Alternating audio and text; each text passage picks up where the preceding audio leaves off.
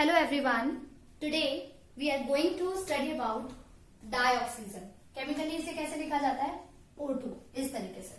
ठीक है, तो आज हम डाइऑक्सीजन की प्रिपरेशन, प्रॉपर्टीज एंड यूजेस को देखने जा रहे हैं. तो सबसे पहले हम डाइऑक्सीजन की प्रिपरेशन देखेंगे. तो प्रिपरेशन में हम लेबोरेटरी प्रिपरेशन देखने जा रहे हैं कि लेबोरेटरी में आप डाइऑक्सीजन को किस किस तरीके से प्रिपेयर कर सकते हैं. तो आपका जो फर्स्ट मेथड है लेबोरेटरी प्रिपरेशन का वो क्या है? By heating oxygen containing salts such as chlorates, nitrates and permanganates. ठीक है, तो अगर आप ऑक्सीजन कंटेनिंग सॉल्ट्स जैसे कि आपके क्लोरेट्स हैं या नाइट्रेट्स हैं या परमैंगनेट्स हैं, सो अगर आप इन्हें हीट कर दोगे तो आपको क्या मिलेगी? आपको डाइऑक्सीजन मिल जाएगी. ठीक है, तो सबसे पहले हम KMnO4 का देख लेते हैं. तो KMnO4 को हीट करोगे तो आपको क्या मिलेगा? K2MnO4. ठीक है, प्लस में आपको मिलेगा MnO2. ठीक है, और प्लस में आपको क्या मिलेगा? ऑक्सीजन. क्या क्या मिलेगा? K2MnO4 प्लस MnO2 प्लस में ऑक्सीजन. तो आपको मिल गई यहाँ पे ऑक्सीजन. KClO3 के अंदर जब आप इसे हीट करोगे, it is your potassium chloride, तो जब आप इसे हीट करोगे तो आपको क्या मिलेगा? KCl प्लस में O2. पोटेशियम नाइट्रेट को हीट करोगे तो आपको क्या मिलेगा? KNO2 प्लस में O2. ठीक है, तो मैंने आपको क्लोरेट्स, नाइट्रेट्स और परमैंगनेट्स को हीट करके ऑक्सीजन को प्रिपेयर करना यहाँ पे सिखा दिया है. ठीक है, नेक्स्ट है bye hydrogen peroxide in the presence of finally divided matters and manganese dioxide. ठीक है, तो आप ये जो फाइनली डिवाइडेड मेटल लेंगे और जो ये मैग्नीज डाइऑक्साइड लेंगे, ये आपका क्या होगा? आपका कैटलिस्ट होगा. So in the presence of finally divided metals and manganese dioxide as catalyst, आप हाइड्रोजन पेरोक्साइड से भी क्या कर सकते हो? आप ऑक्सीजन को प्रिपेयर कर सकते हो. ठीक है, तो H2O2 आपका रेडिली डिकम्पोज हो जाएगा किसमें? वाटर में एंड ऑक्सीजन में. ठीक है, so this is the second method of the laboratory preparation. अब हम देख लेते हैं इसका नेक्स्ट मेथड. सो हमारा जो नेक्स्ट मेथड है लेबोरेटरी प्रिपरेशन का वो क्या है? By thermal decomposition of oxides of metals low in the electrochemical series and higher oxides of some metals. ठीक है, तो ये आपको पता ही है, सिल्वर और मरकरी है, ये आपके इलेक्ट्रोकेमिकल सीरीज में काफी लो में लाई करते हैं. ठीक है, तो देख लेते हैं. तो जब भी आप Ag2O या फिर HGO का या Pb3O4 का या फिर आपका PbO2 का इनका थर्मल डिकम्पोजिशन करेंगे तो लेट्स से हमें क्या मिलेगा?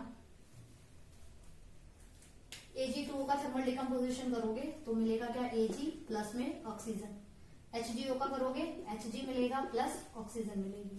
Pb3O4 का करोगे PbO मिलेगा प्लस में O2 मिलेगा. PbO2 का करोगे इसमें भी आपको PbO मिलेगा प्लस में O2 मिलेगा. ठीक है, सो ये 3 आपकी लेबोरेटरी प्रिपरेशन मेथड्स थे. सो आई होप आपको ये क्लियर हो गए होंगे. अब हम देखेंगे किस तरीके से हम डाइऑक्सीजन को लार्ज स्केल पे प्रिपेयर कर सकते हैं. सो वाटर से आप इसको प्रिपेयर कर सकते हो लार्ज स्केल पे. वाटर का क्या कराना है? आपने इलेक्ट्रोलिसिस कराना है और आपको क्या मिल जाएगा? हाइड्रोजन और साथ में ऑक्सीजन. दूसरा from liquid air. Liquid air का आपने क्या कराना होता है? फ्रैक्शनल डिस्टिलेशन कराना होता है. तो लिक्विफैक्शन ऑफ एयर आपका कब होगा? जब आप उसमें से CO2 और वाटर वेपर्स क्या कर देंगे? रिमूव कर देंगे और उसका क्या कर देंगे? फ्रैक्शनल डिस्टिलेशन कर देंगे. तो जब आप फ्रैक्शनल डिस्टिलेशन करोगे तो जो आपकी डाई नाइट्रोजन है इसका बॉइलिंग पॉइंट आपका लोअर होता है 77 K. तो ये गैसियस फॉर्म में जो है पहले डिस्टिल हो जाएगी. और जो आपका डाइऑक्सीजन है उसका बॉइलिंग पॉइंट होता है आपका 90 K.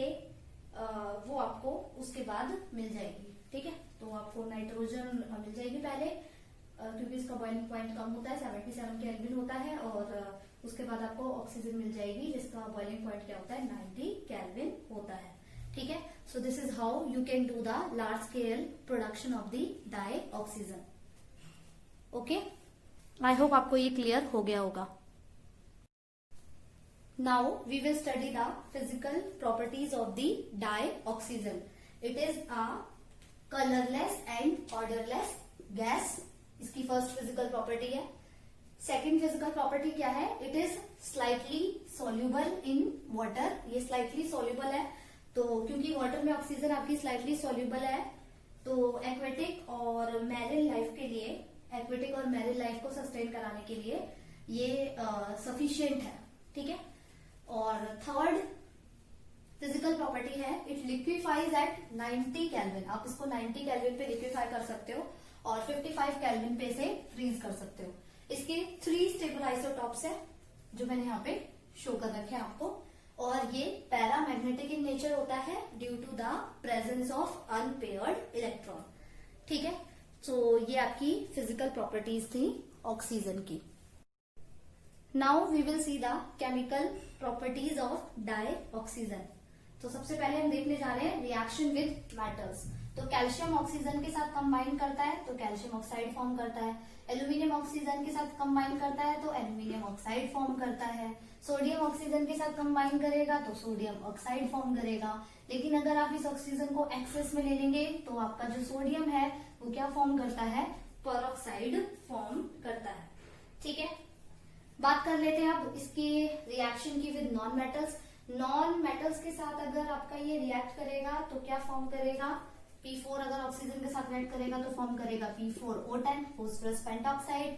अगर कार्बन के साथ ऑक्सीजन लिमिटेड अमाउंट में जा रही है तो कार्बन मोनोक्साइड गैस फॉर्म होगी जो कि हाईली पॉइजनस होती है। अगर आपका जो कार्बन ऑक्सीजन के साथ एक्सेस में कंबाइन कर रहा है, मतलब ऑक्सीजन आपकी क्या है एक्सेस में है और कार्बन उसके साथ रिएक्ट कर रहा है, तो ये क्या फॉर्म करेगा, आपका CO2 फॉर्म करेगा, ठीक है। तो लिमिटेड अगर अमाउंट है तो CO, और अगर एक्सेस अमाउंट है तो CO2 गैस जो है वो क्या होगी, प्रोड्यूस होगी, ठीक है। अब आ जाते हैं रिएक्शन विद सम कंपाउंड्स। तो जैसे आपका सल्फर डाइऑक्साइड हो गया, सल्फर डाइऑक्साइड ऑक्सीजन के साथ कंबाइन होगा इन the presence of catalyst that is vanadium pentoxide V2O5। तो ये क्या फॉर्म करेगा, SO2 से आपको मिल जाएगा SO3, ठीक है। HClO2 के साथ कंबाइन करेगा इन द प्रेजेंस ऑफ CuCl2, तो आपको यहाँ पे मिलेगा क्या, Cl2 प्लस में वाटर। आपका methane, it is a hydrocarbon, methane oxygen के साथ कंबाइन होगा तो क्या फॉर्म करेगा, CO2 वाटर। एक चीज ध्यान रखिएगा, यहाँ पे मीथेन की जगह आप चाहे ले लो इथेन प्रोपीन ब्यूटेन या इथीन प्रोपीन ब्यूटेन, ठीक है। तो अगर आप मतलब हाइड्रोकार्बन अगर आप ले रहे हैं, हाइड्रोकार्बन को ऑक्सीजन के साथ ट्रीट करा रहे हैं तो CO2 वाटर ही रिलीज होगा, ठीक है। आपका जब जिंक सल्फाइड ऑक्सीजन के साथ ट्रीट होता है तो ये क्या फॉर्म करेगा, ZNO प्लस में SO2, ठीक है। सो ये आपकी केमिकल प्रॉपर्टीज है किसकी, डाई ऑक्सीजन की। आई होप आपको क्लियर हो गई होंगी। अब हम देखने जा रहे हैं यूजेस ऑफ डाई ऑक्सीजन। आपके जो ऑक्सीजन सिलेंडर्स होते हैं वो वाइडली आपके हॉस्पिटल्स में यूज हो रहे हैं, ठीक है। वाइडली हॉस्पिटल्स में यूज होते हैं for artificial respiration during surgery, ठीक है।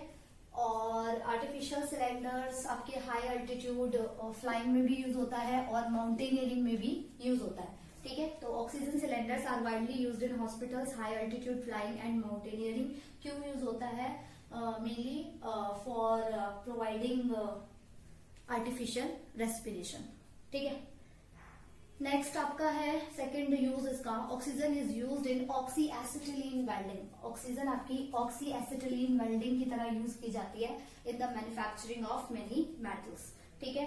नेक्स्ट जो आपकी लिक्विड डाई ऑक्सीजन होती है वो रॉकेट फ्यूल के अंदर यूज की जाती है।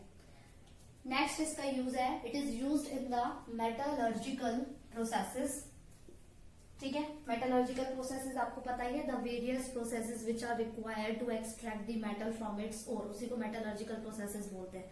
तो ये मेटलर्जिकल प्रोसेस में भी यूज की जाती है to remove the impurities of those metals and non metals which form volatile oxides, ठीक है। तो मेटल और नॉन मेटल जो कि आपके क्या फॉर्म करते हैं, वॉलेटाइल ऑक्साइड फॉर्म करते हैं, तो उनमें से उन इम्प्यूरिटीज को रिमूव करने के लिए भी ऑक्सीजन का क्या होता है, यूज होता है इन द मेटलर्जिकल प्रोसेसेस, ठीक है। सो ये आपके यूजेस थे किसके, डाई ऑक्सीजन के।